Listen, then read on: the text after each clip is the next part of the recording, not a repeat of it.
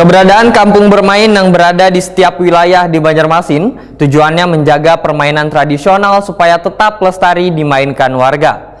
Wayah ini sudah ada sebanyak 39 kampung bermain diinisiasi Komite Olahraga Rekreasi Masyarakat Indonesia Banjarmasin yang telah diresmikan pemerintah kota. Kawasan kampung bermain ke-39 berdekatan dengan destinasi wisata Siring Martapura, yaitu di Taman Bungas.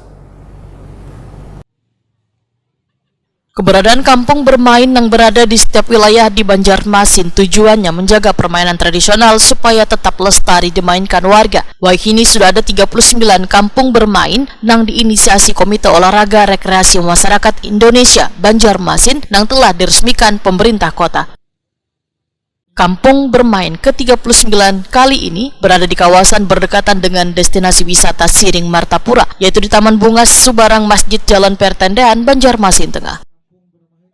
Wali Kota Banjarmasin Ibnu Sina dalam sambutannya sebelum meresmikan kampung bermain ke-39 kemarin Selasa 31 Desember 2024 berharap sebaratan ruang-ruang kota hingga ke perkampungan akan terus diolah kampung bermain.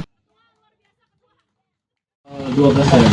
Nah, dari 52 kelurahan, mudah-mudahan juga di tahun 2025 yang akan datang bisa dituntaskan sehingga setiap kelurahan punya kampung bermain.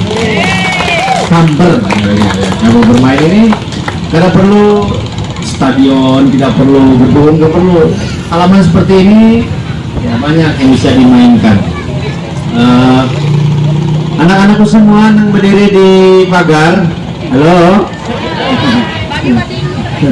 Ada yang tahu kan jenis permainan tradisional? Angkat tangan, Pak.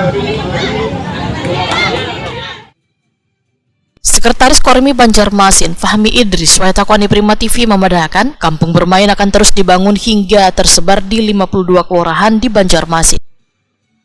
Kampung bermain yang sudah diresmikan akan terus dipantau untuk memastikan keaktifannya serta benar-benar menjadi wadah bermain kekanakan di lingkungan masing-masing. 40 ya? Ada sisa 12 lah target. Insya Allah 12-nya itu ya kalau dari akan kita tuntaskan, tapi yang jelas per 31 Desember 2024 sudah 40 kamar yang kita resmikan. Semoga apa yang kita kerjakan bermanfaat buat masyarakat umum.